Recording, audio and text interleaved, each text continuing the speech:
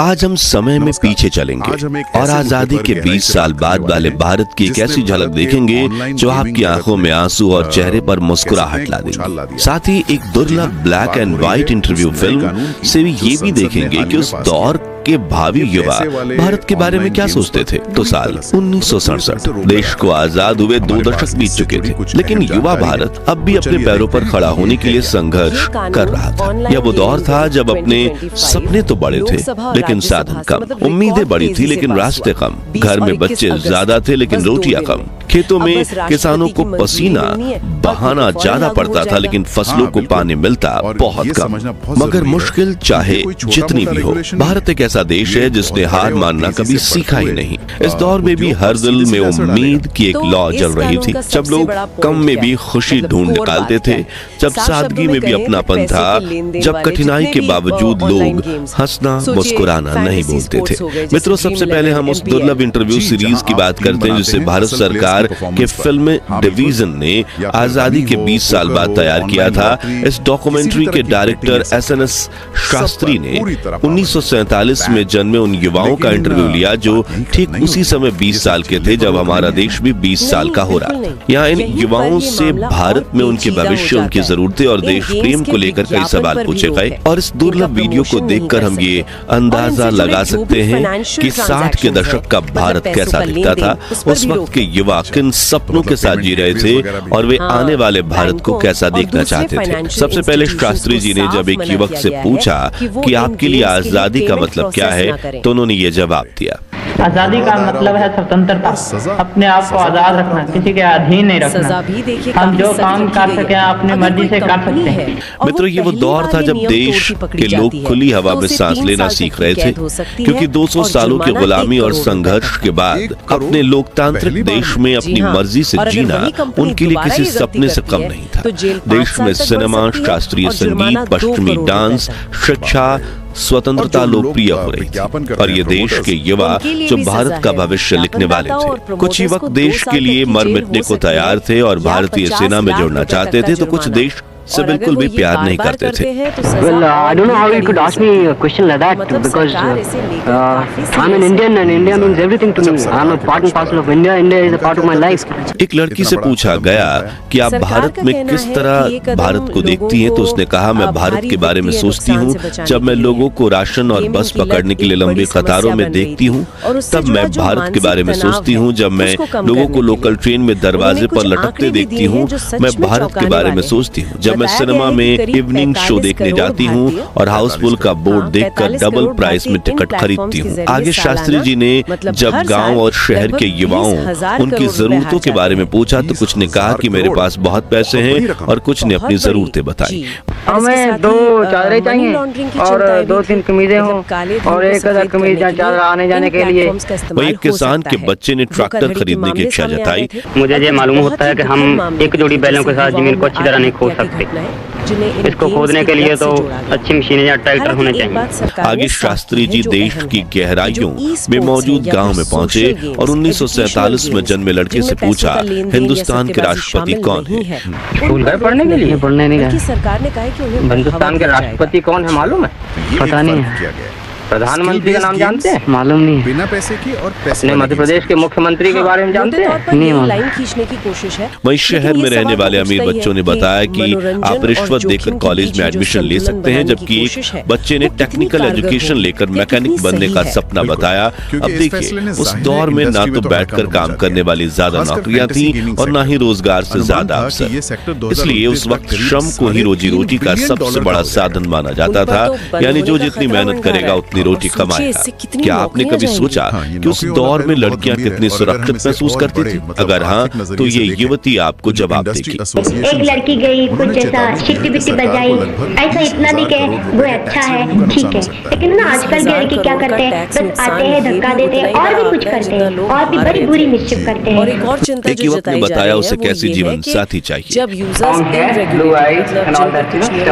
वहीं एक confident lady ने ये बताया, कि अपने प्रेमी के साथ बिताए हुए वो पल कैसे बैटिंग साइट्स की तरफ चले जाएंगे। एक शर्त आ गई। बिल्कुल, और अगर ऐसा होता है तो सरकार का नियंत्रण तो और भी कम हो जाएगा और यूजर्स के लिए खतरा शायद बढ़ जाए। फिल्म डिवीजन ने आगे युवाओं से उनके भविष्य के बारे में पूछा, जिसे लेकर कुछ के बड़े सपने थे तो कुछ के मासूम। मैं एक सरकारी नौकरी देखूंगा, अगर सरकारी नौकरी ना भी मिली तो मैं आर्मी में चला जाऊंगा।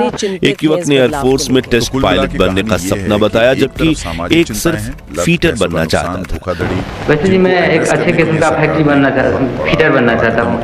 वहीं एक खूबसूरत युवती ने जब अभिनेत्री बनने का सवाल किया तो उन्होंने ये कहा, देखिए हीरोइन बनना तो मैं अच्छा समझती हूँ, नहीं ऐसा नहीं, लेकिन मेरे लिए वो बात केस बन गया है जहाँ सामाजिक सरोकार और आर्थिक हकीकत। लेकिन उस दौर में भारत कितनी प्रगति पर था, इसे लेकर युवक ने कहा, मुझे लगता है कि जब मैं देश में बड़ी बड़ी फैक्ट्री बनते देखता हूँ, मुझे अच्छा लगता है जब वहाँ फर्टिलाइजर्स बनाए जाते हैं, इससे खेती ज्यादा होगी और हमें और खाना मिलेगा। फैक्ट्रीज बनने से बिजली भी पैदा होगी, जिसमें और भी इंडस्ट्रीज शुरू होगी, ज्यादा प्रोडक्शन होगा और लोग ज्यादा खुश रह पाएंगे। ये वो दौर था जब देश में गर्भ निरोधक के इस्तेमाल से लोग कतराते थे, इसलिए हर घर में सैकड़ों बच्चे होते थे, खासकर ग्रामीण इलाकों में, जैसे कि ये लड़की अपने भाई बहनों के बारे में बता रही है। हम घर में 13 महीने हमारी मजदूरी पूर्ति नहीं है साहब। 9 भाई बहन, एक 2 भाई इतना बड़ा है, एक भाई इतना बड़ा, एक भाई इतना बड़ा, एक भाई इतना बड़ा, एक बहन इतनी बड़ी, एक बहन इतनी बड़ी, एक बहन गोदी में।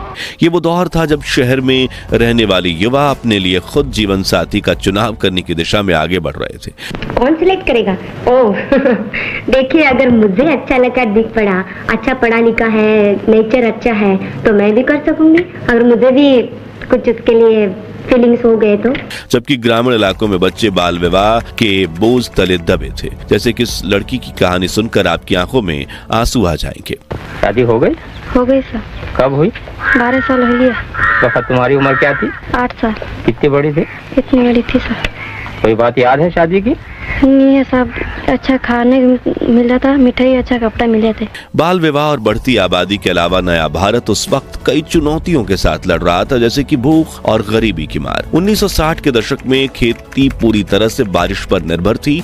हालांकि सरकार ने नदी घाटी योजना शुरू की थी और नदी पर बांध बनाने में 173 परियोजनाओं की ये शुरुआत थी और ये एशिया की सबसे बड़ी गवर्नमेंट स्कीम थी, जिसमें दामोदर घाटी योजना, भाखरा नागर, हीराकूट, लोअर भवानी, तुंगभद्रा और काकरपारा डैम शामिल थे, जिनके पूरे होने से देश में अकाल की समस्या कम हो जाती। हालांकि धनराशि की कमी की वजह से इस परियोजना को खत्म होने में कई दशक लगने थे।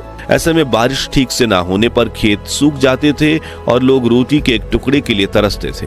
एक समय पर तो हालात इतने खराब हो गए थे कि भारत को अमेरिका से PL 480 स्कीम के तहत गेहूं आयात करना पड़ा था और गांव में लोगों को 2 वक्त की रोटियां मिलना मुश्किल थी। इसके अलावा जब देश में जेब में डिग्री लेकर लाखों युवा नौकरी के लिए भटकते थे, क्योंकि शिक्षा का मतलब सिर्फ पढ़ाई थी, स्किल्स और ट्रेनिंग पर ध्यान नहीं दिया जाता था। वहीं उस दौर में अस्पतालों की भारी कमी थी, गांव में डॉक्टर मिलना मुश्किल था और कई बीमारियों का इलाज झोला छाप डॉक्टरों से ही कराया जाता था। पोलियो, मलेरिया और टीबी जैसी बीमारियां लाखों लोगों की जिंदगी निकल रही थी, लेकिन देश में मेडिकल सुविधाएं बेहद सीमित थी। परंतु ये नया भारत था जहां समस्याएं तो थी, लेकिन उनसे लड़ने की हिम्मत और उम्मीद भी कुछ कम नहीं थी। जी हाँ, 1960 का दशक भारत के लिए एक नए सफर की शुरुआत थी। देश और देशवासियों के लिए 200 सालों की गुलामी के संघर्ष से मिले घाव अब भी भरे नहीं थे। आजादी के बाद भारत ने एक नई राह चुनी, आत्मनिर्भरता, विकास और तरक्की की राह। चारों ओर बदलाव की लहर उठ रही थी। कहीं सड़कों पर बढ़ती चहल पहल थी तो कहीं खेतों में पहली बार ट्रैक्टर की आवाज गूंज रही थी। गांव में अब मिट्टी के घर और लालटेन की रोशनी थी, जबकि शहरों में बिजली के बल्ब टिमटिमा रहे थे।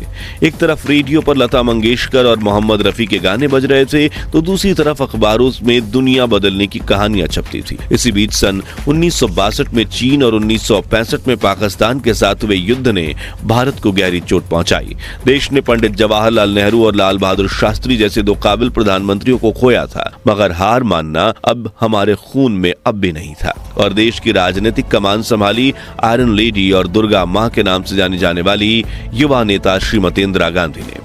इस दौर में सरकारी फैक्ट्रियों की चिमनियां धुआं छोड़ रही थीं, खेतों में हरित क्रांति की शुरुआत हो रही थी और भारतीय युवाओं की आंखों में बेहतर भविष्य के सपने पल रहे थे। लेकिन इस दौर की असली कहानी सिर्फ इतिहास की किताबों में नहीं बल्कि उन लोगों के जीवन में थी जिन्होंने इसे जिया। शाम में सफर करने वाले मजदूर, गांव से शहर तक बस में सफर करने वाले छात्र और मिट्टी के घरों में लालटेन की रोशनी में पढ़ाई करने वाले बच्चे, यही असली भारत की छवि थी। शहरों में बच्चे सड़कों पर गिल्ली डंडा खेलते थे तो गांव में मेला लगना किसी त्योहार से कम नहीं था। रेलवे स्टेशन पर कुली की आवाज, गलियों में बजते रामायण के भजन और शाम होते ही नुक्कड़ों पर बहस करते लोग, ये सब 60 के दशक के भारत की यादगार झलक थी। इस दौर के लोग सपने तो देखते थे लेकिन उन्हें पूरा करने की जिद भी रखते थे। हर माँ बाप की एक ही ख्वाहिश थी कि बेटा पढ़ लिख कर काबिल आदमी बने और इसी सपने को पूरा करने के लिए हर गली, हर मोहल्ले के हर घर में एक नया संघर्ष चलता था। माता पिता अपनी जरूरत का गला घोट कर बच्चों को पढ़ाते थे। उनके इसी बलिदान ने न सिर्फ बच्चों को बेहतर भविष्य देने का काम किया बल्कि नए युवा भारत के भविष्य की भी एक नई तकदीर लिखी। तो आज के लिए बस इतना ही। आपको आजादी के 20 साल बाद नए प्रगतिशील भारत की ये छवि कैसी लगी? अगर आपको चुनने का मौका मिलता तो आप अपना बचपन अभी बिताना चाहते या फिर 1960-70 के दशक में? कमेंट में बताइए। ये पेशकश पसंद आई हो तो वीडियो को लाइक शेयर कर 11,000 लाइक्स को जरूर करवा दीजिए और ऐसे ही दिल छूने वाले वीडियोस के लिए हमारे चैनल को सब्सक्राइब करके पास वाली घंटी जरूर बजा दीजिए। जय हिंद, वंदे मातरम।